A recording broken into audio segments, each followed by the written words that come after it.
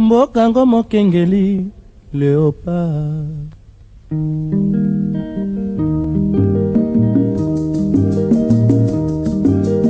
Mikolo tosekanaki na mosolo ya mboka Kongo ekoki.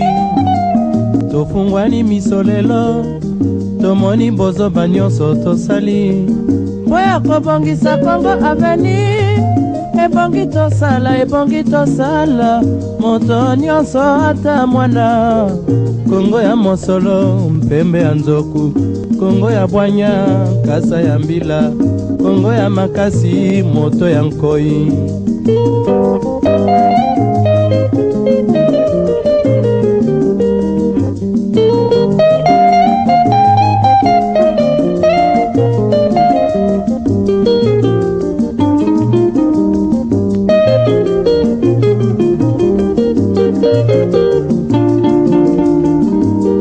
Mikolo tosekanaki na mosolo ya mboka Kongo ekoki. Tofungwani misolelo tomoni bozoba nyonso tosali mpo ya kobongisa Kongo aveni. Ebongi tosala moto nyonso ata mwana. Kongo ya mosolo mpembe ya nzoku, Kongo ya bwanya kasa ya mbila. Mesdames et messieurs, chers téléspectateurs, chers internautes, bonsoir et bienvenue dans votre émission Congo Mboka Biso, une émission sociopolitique qui décrypte le fait et apporte des solutions quant à ces. Avant de commencer notre émission, il est important de dire merci à Dieu qui nous a accordé le souffle de vie, qui a permis à ce que nous puissions nous retrouver en ces lieux comme d'habitude. Mais également dire merci à nos téléspectateurs qui ne cessent de nous accorder leur soutien indéfectible. Mais également dire merci à notre équipe technique. Voilà, mesdames et messieurs, aujourd'hui nous allons parler d'un sujet très important. Malgré la dénomination de l'émission Congo Mboka Biso, celle-ci va au-delà des frontières. Elle ne se limite non seulement à des réalités de notre pays, mais elle touche aussi à certaines réalités des sociétés qui nous entourent. Et aujourd'hui, nous avons reçu sur notre plateau un artiste musicien slammer qui vit à Kinshasa d'origine centrafricaine, à qui j'ai dit bonsoir tout en lui demandant de se présenter. Bonsoir monsieur le journaliste, je réponds au nom de Arnold Ezatis Mbagale. Je suis artiste musicien slammer originaire de la République centrafricaine. Je réside en République démocratique du Congo. Je suis aussi entrepreneur culturel comme on le dit. Je suis le promoteur de Songo Events et de Festival Slam ailleurs. Et je suis également étudiant en sciences de communication sociale. D'accord, monsieur l'artiste musicien slammer, Arnold, tel que vous venez de vous présenter. Alors, vous avez dit que vous êtes artiste slammer. Par définition, c'est quoi le slam pour vous? Le slam, c'est quoi? Déjà, le slam, au-delà de sa définition traditionnelle, peut se définir d'un artiste à un autre.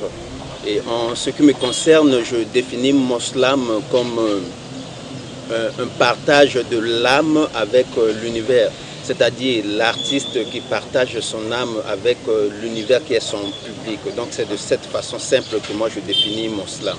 Oui, d'accord. Et que vous ne vous rendez pas compte, dans votre définition, vous êtes trop philosophique. Quand vous dites que le slam, c'est le partage de l'âme avec l'univers, soyez un peu plus réaliste. Quand vous dites l'âme, à quoi est-ce que vous faites allusion? Ok, ben là c'est pas du tout philosophique, c'est beaucoup plus philosophique parce que moi je suis un philosophe. Ben déjà quand je parle de l'âme, je fais allusion au vécu, au ressenti de l'artiste qu'il partage avec son public et parfois le public aussi s'y trouve dans tout cela. Avant d'entrer dans le vif de notre émission, est-ce que vous ne pouvez pas partager en une minute votre âme avec l'univers qui est en train de nous suivre, avec les téléspectateurs et les internautes qui nous suivent de partout ailleurs? Écoute le punch percutant d'un poète en panne d'inspi. Lorsque mon pays peine à trouver sa voie du salut, dans l'ombre je mène un attentat verbal. contre toute atteinte à la dignité humaine. Après 61 années dites de l'indépendance, nous connaissons la précarité, nous subissons l'inégalité, à l'indifférence de l'humanité. Notre inefficacité leur donne de sagacité. Nous sommes humiliés, leur politique extérieure nous fait saigner de l'intérieur. C'est chez nous que perdure cette rébellion inutile avec toutes ces conséquences néfastes qui nous plongent davantage. C'est nous qui sommes divisés, c'est nous qui sommes égorgés, c'est nous qui payons le prix. Pourtant ce sont eux qui fixent le mépris. Avec la complicité de nos élites qui n'ont pas voulu que l'on surpasse nos limites. Est-ce que l'ONU ressent la douleur dans nos cœurs? Est-ce que lui verse de larmes quand les nôtres meurent? Est-ce qu'on doit toujours laisser les autres décider à notre place après 61 années dites de l'indépendance? Esatis, le bon de Bongisoa Aquinois, je reste noir de l'Afrique centrale. C'est tellement intéressant. Merci. Et d'où est-ce que vous tirez une telle inspiration? D'où vous vient vraiment une telle inspiration? Ça vient d'où? Ça provient de quelque part? Bon, déjà, moi, l'inspiration, je le puise dans la nature. C'est déjà la nature m'inspire, donc tout ce qui se passe autour de moi m'inspire déjà pour écrire mes textes. Et cette situation que traverse actuellement notre pays, la République centrafricaine aussi, c'est ça qui m'a inspiré pour écrire ce texte. Parce que je sais qu'aujourd'hui nous sommes le 13 août et il faut aussi essayer d'évaluer le bilan de notre indépendance aujourd'hui, déjà 61 années. Donc c'est pourquoi j'ai écrit ce texte par rapport au contexte de l'indépendance. D'accord. Mesdames et messieurs, chers téléspectateurs, c'est l'émission Kongombo Canabiso que vous êtes en train de suivre. C'est un réel plaisir pour nous de vous savoir très nombreux. Voilà, nous allons entrer dans le vif de notre émission. Comme prévu, il y a une thématique très importante. Nous allons aborder la situation de l'indépendance en République centrafricaine. C'est ça, non? Alors, on va essayer de décrypter. Nous allons analyser de manière rigoureuse et objective après 61 ans de l'indépendance en République centrafricaine. Okay. Quel est le bilan que vous pouvez dresser à ceux qui nous suivent pour qu'ils sachent réellement si le bilan est négatif ou positif? Et s'il est négatif, quelles sont les preuves? Et s'il est positif, quelles sont aussi les preuves? Vous avez 2 minutes de réflexion partant d'abord de cette question. Le bilan que je vais dresser ici, je vais le dresser étant un artiste et aussi étant jeunesse centrafricaine. Donc, avant d'abord de parler du bilan de l'indépendance en République centrafricaine aujourd'hui, il est important de revoir les causes qui ont provoqué l'indépendance en République centrafricaine. Donc, c'est-à-dire, il faut se poser la question, quelles sont les raisons qui ont poussé nos parents à demander l'indépendance en République centrafricaine. Et aussi, quand on se pose la question sur ces raisons, on doit se poser la question, est-ce que ces raisons, ces causes-là ne produisent pas de mêmes effets aujourd'hui? Donc à partir de là qu'on va évaluer l'indépendance en Centrafrique. Et moi déjà, je pense que il y a, au-delà de la souffrance physique que nos parents ressentaient, il y a aussi cette question de liberté, de dignité humaine qui les tenait en cœur. Et ils ont voulu demander l'indépendance pour essayer de se gérer eux-mêmes, pour préserver leur dignité humaine. C'est ce qui a été traduit par le pionnier de l'indépendance en République centrafricaine, en la personne de Barthélemy Boganda, qui malheureusement aujourd'hui son combat semble oublié par les Centrafricains. Dans sa vision de la République centrafricaine, quand il voulait l'indépendance de la République centrafricaine, il avait les 5 verbes de Messane qu'il avait cités quand il parlait de se loger, se vêtir, se soigner, se nourrir et s'instruire. Donc il voulait que les Centrafricains puissent avoir un logement digne de ce nom. Avoir des conditions sociales requises, voilà. Disons-les comme ça, c'est ça. Voilà, c'était ça son souci. Mais maintenant, on doit se poser la question, est-ce que les Centrafricains arrivent à dormir chez eux sans qu'ils sont peur au ventre? C'est ça la question qu'on doit se poser. Est-ce qu'aujourd'hui, quand on parle de l'éducation en République centrafricaine, après 61 années de l'indépendance, est-ce que l'éducation répond aux normes universelles? On doit se poser cette question et pas seulement parler de l'éducation, on peut parler de la santé. Est-ce qu'il y a des des appareils adéquats, des appareils sanitaires adéquats en République centrafricaine qui permettent aux Centrafricains de se soigner dignement. Donc pour toutes ces questions, si on se pose et en voyant la réalité sur le terrain, on ne peut que dire que le bilan de l'indépendance en République centrafricaine est aujourd'hui chaotique, sinon lamentable.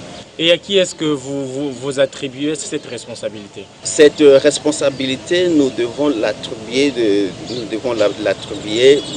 à nos dirigeants, à nos autorités, à nos élites, parce que nous sommes de la génération qui n'a pas vécu la colonisation des Blancs, mais quand nous sommes venus, quand nous sommes nés, ce sont nos propres parents qui géraient le pays, et alors l'humiliation que nous avons subie, tout ce que nous vivons aujourd'hui, ce sont nos parents qui sont à l'origine. D'accord. Mesdames et messieurs, vous êtes en train de suivre l'émission Congo Mboka Biso. Nous avons reçu sur notre plateau un artiste musicien slammer au nom de Arnold Ezatis. C'est un centrafricain. Il est ici pour parler de la République centrafricaine après 61 ans de l'indépendance. Voilà. C'est important toujours de réfléchir sur les causes ou les situations de notre société, puisque nous en faisons partie et nous avons aussi le droit d'apporter la pierre angulaire pour pouvoir relever les défis qui rongent nos sociétés actuelles. Voilà. Vous venez de dresser un bilan largement négatif. Et j'ai posé la question de savoir à qui est-ce que vous attribuez cette responsabilité. Vous dites qu'aux dirigeants, mais également à l'élite intellectuelle et politique. On peut le dire comme ça. Alors, maintenant, si vous attribuez cette responsabilité, par exemple, à l'élite ou aux dirigeants, que peut-on retenir de la jeunesse que vous êtes? En tout cas, c'est important aussi de parler de la jeunesse, parce que la jeunesse n'est pas aussi épargnée dans ce bilan négatif de notre pays aujourd'hui, après 61 années de l'indépendance. Mais si nous voulons parler de la responsabilité de la jeunesse dans ce bilan, on doit commencer d'abord à situer cette jeunesse en deux catégories. Donc, quand je parle de deux catégories de la jeunesse, je vais d'abord parler de la jeunesse d'hier et la jeunesse d'aujourd'hui. La jeunesse d'hier qui était un témoin oculaire de l'indépendance, un témoin oculaire de la colonisation, mais aussi de l'indépendance, et qui devait maintenant en faire part dans son intégralité à la jeunesse d'aujourd'hui que nous sommes, et pas seulement en faire part de ce qui était passé à son époque, mais aussi préparer un futur à la jeunesse qui doit la succéder, ne l'a pas fait. Donc nous n'avons pas reçu de l'information concrète sur ce qui s'est passé pendant la colonisation, sur ce qui s'est passé après les indépendances, et on n'a pas de repère. Donc nous sommes venus aujourd'hui, on n'a pas de repère. La jeunesse d'hier a failli à sa mission, et nous qui sommes la jeunesse d'aujourd'hui, tellement qu'on n'a pas de repère,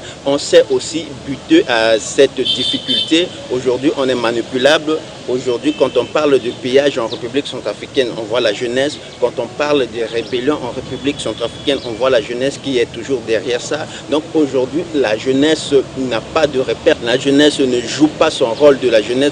Comme on dit tant que la jeunesse est l'avenir d'un pays. Mais chez nous, en République centrafricaine, la jeunesse est vraiment désorientée. La jeunesse est vraiment désemparée, elle n'a pas de repère. Vous pensez que ce que vous êtes en train de dire à l'endroit de la jeunesse centrafricaine, si certains parmi eux parvenaient à vous suivre, à entendre ce que vous êtes en train de dire, seraient-ils d'accord avec vous?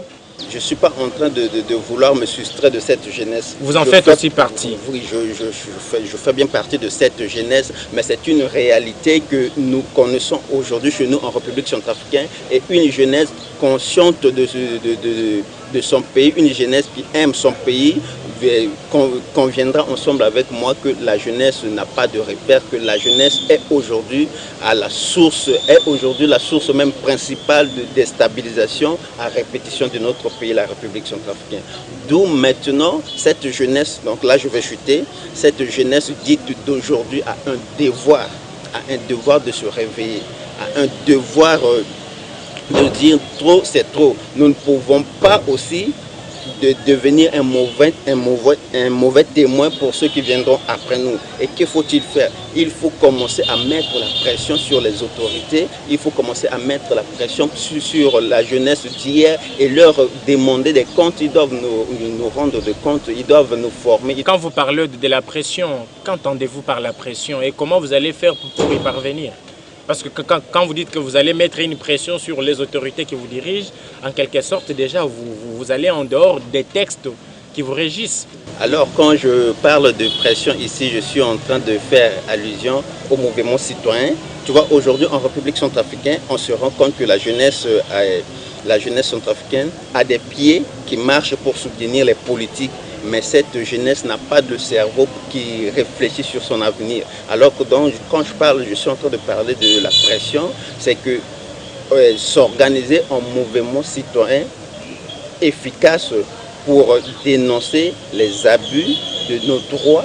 Aujourd'hui, on veut s'épanouir socialement, on veut s'épanouir sur le plan économique, on veut s'épanouir sur le plan culturel. Et pour ça, il faut mener des actions concrètes sur le terrain. Et ces actions-là que je suis en train d'appeler la pression. D'accord, mesdames et messieurs, nous sommes en train de poursuivre notre émission. Alors, rappelons que François Bozizé a quitté son parti politique pour prendre la tête de la coalition des patriotes pour les changements. Donc, on sous-entend déjà qu'il a trouvé du nécessaire là où il est parti, affirmons-les comme ça. Alors, on a entendu il n'y a pas longtemps que les autorités centrafricaines ont annoncé un dialogue national. Alors vous êtes pour ou contre d'un dialogue national avec la CPC? Un dialogue national avec la CPC, je suis pour, je suis contre. Je suis pour à un niveau où il y a eu un problème en République centrafricaine, il y a eu un feu qui s'est allumé. Et pour éteindre ce feu, il est important de rassembler toutes les parties prenantes autour d'une table, essayer de discuter dans le moyen du possible pour trouver une solution à cette crise. Donc à ce niveau, je suis pour un dialogue avec la CPC. Mais à quelle fin? Parce que les dialogues, on en a eu dans ce pays. À chaque fois, il y a des dialogues qui n'aboutissent à rien.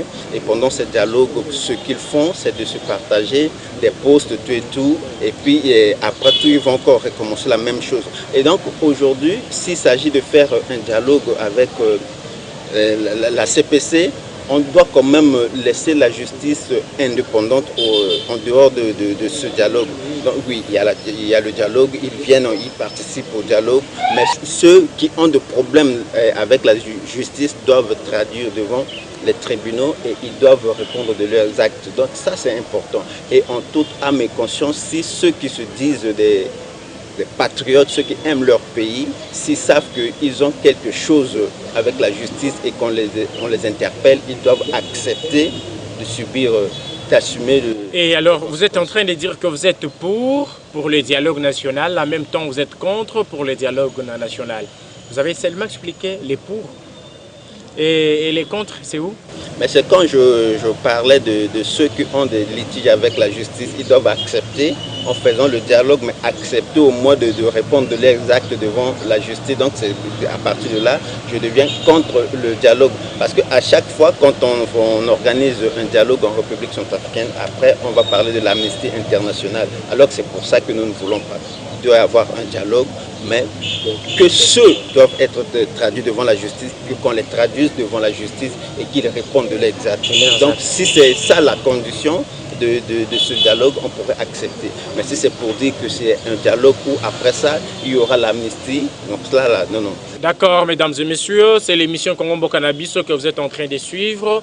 C'est une émission sociopolitique qui décrypte le fait et apporte des solutions idoines. Et cette même émission veut davantage se professionnaliser. Elle compte sur votre apport matériel, financier, autres. Voilà. Ceux qui voudront bien nous contacter, nos coordonnées sont là. Entrez en contact avec nous et vous nous aurez très facilement. Notre émission est en train d'étendre déjà vers la fin. Une dernière question à notre invité. Notre question est celle de savoir que pensez-vous par rapport à la situation humanitaire aujourd'hui dans votre pays? Parce qu'en République centrafricaine, il y a une crise alimentaire. Effectivement qu'il y a une crise alimentaire et cette crise ne date pas d'aujourd'hui. Sauf qu'aujourd'hui, elle est encore plus grave qu'auparavant. Déjà un pays qui sous-développé, on peut le dire ainsi, un pays sous-développé qui n'arrive pas à exploiter son agriculture déjà, tu vois, c'est difficile. Et aujourd'hui, avec la crise en République centrafricaine, il est important que la communauté internationale puisse prendre en considération et qu'il puisse venir en rescousse de la population centrafricaine. Est-ce que vous ne vous rendez pas compte que lorsque vous faites toujours recours à la communauté internationale, vous demeurez toujours esclave de la dite communauté, puisqu'on a toujours dit que la main qui donne, c'est celle qui dirige. Et quand vous faites toujours recours à la communauté internationale, ce n'est pas une forme d'esclavage?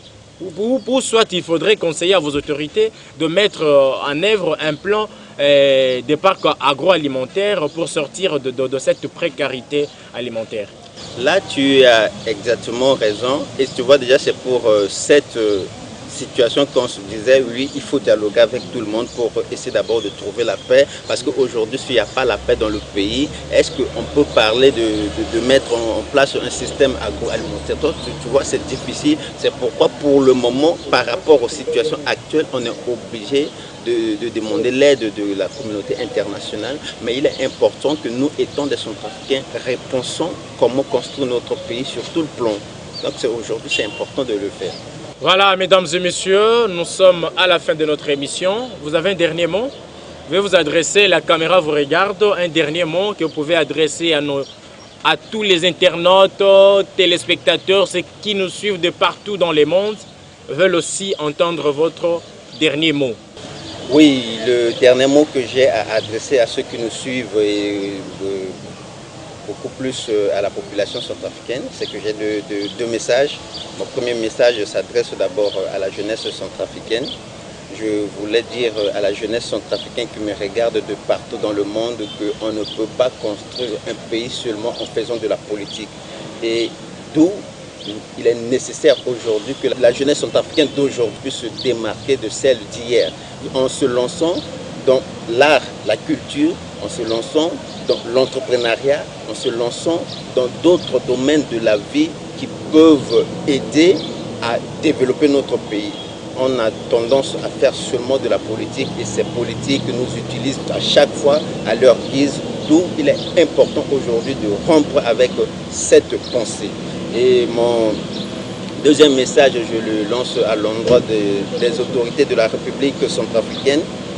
Il semblerait qu'il y a de cela 2 ans passés, en République démocratique du Congo, la chancellerie de la République centrafricaine n'a pas un local et c'est ce que je trouve incroyable et c'est vraiment une honte pour nous qui portons ce pays au cœur. Et pour ça, nous demandons aux autorités centrafricaines de faire de leur possible pour nous trouver un local pour l'ambassade en République démocratique du Congo. Donc c'est le message que j'ai à lancer et nous savons qu'aujourd'hui c'est le 13 août, normalement on devait souhaiter une bonne fête à tous les Centrafricains, mais malheureusement moi je ne vais pas souhaiter une bonne fête parce que l'air est grave.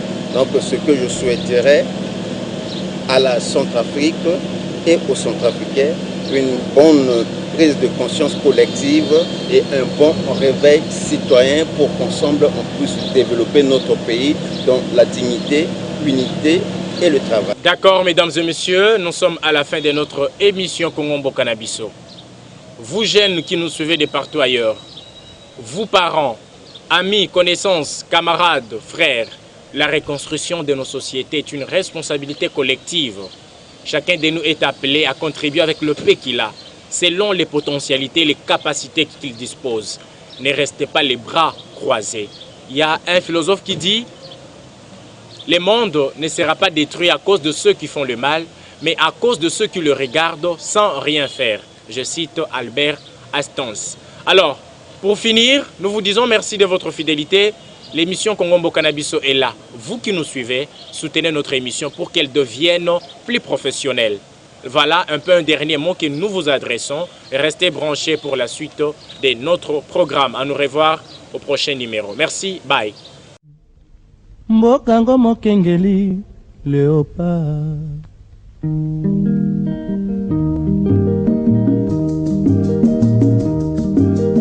Mikolo tosekanaki na mosolo ya mboka Kongo ekoki, tofungwani misolelo tomoni bozoba nyonso tosali mpo ya kobongisa Kongo Avenir. Ebongi tosala moto nyonso ata mwana. Kongo ya mosolo mpembe ya nzoku, Kongo ya bwanya kasa ya mbila, Kongo ya makasi moto ya nkoi.